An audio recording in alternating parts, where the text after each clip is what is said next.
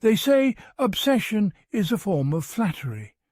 And if that's true, then Piers Morgan has spent years giving Meghan Markle the most backhanded compliment in history, because once again, he's at it. In his new book, Woke is Dead, Morgan claims he helped bury Meghan and Harry's so-called obscene race allegations against the royal family.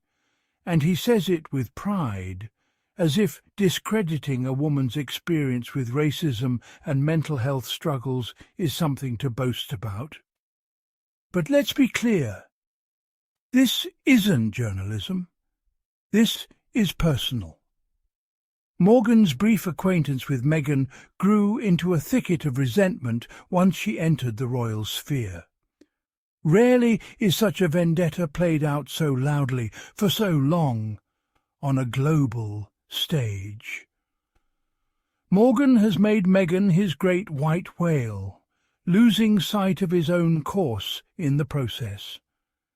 In the end, the loudest voices often drown out the quietest truths. Journalism should hold power to account, but Morgan's campaign against Meghan Markle is a personal crusade, not reporting. In his book, he boasts of burying Meghan and Harry's allegations, not as a journalist, but as a self-declared victor. This was never about truth. It was about winning. Morgan positioned himself as the monarchy's defender, but really he was defending his own worldview. He decided early that Meghan was a liar, and has spent years forcing reality to fit that story. The story is no longer about Meghan and Harry. It's about Morgan's all-consuming obsession. In the end, his crusade reveals more about himself than those he targets. Meghan Markle never accused a specific royal of racism. She shared a painful experience about concerns over her unborn child's skin tone. Her words were a reflection of her reality, a candid glimpse into private turmoil. She was not attacking the monarchy, but answering a question with vulnerability. The distinction between sharing pain and making an accusation is crucial. In a fair world, her honesty would have sparked empathy and dialogue about unconscious bias. Instead, her vulnerability was twisted into a malicious accusation. She was painted as a liar, her nuance lost in a binary narrative. The media reframed her story as an attack, ignoring the complexity of her experience. There was no room for the reality that she was simply sharing a painful memory. Her honesty became ammunition for those determined to vilify her. The British media, led by Piers Morgan, turned Meghan's vulnerability into a weapon against her. Any criticism was amplified, any support dismissed as woke nonsense. Her struggles were mocked, her words twisted to fit a narrative of malice. This was not reporting. It was a public trial with a predetermined verdict. Headlines ridiculed her mental health, and Morgan's infamous "I don't believe a word she says" set the tone. The media created a caricature Meghan as a scheming outsider corrupting the monarchy. As a biracial American woman, she became the perfect target for anxieties about tradition and race. Every action was interpreted as a threat. The rules were rigged against her. There was no room for empathy, only condemnation. The press didn't just report, they became the story, exposing their own deep bias. This was bullying on a national scale, not legitimate scrutiny. The media's campaign revealed more about themselves than about Meghan. Years later, Morgan's attacks on Meghan continue, as if he's trapped in a loop of outrage.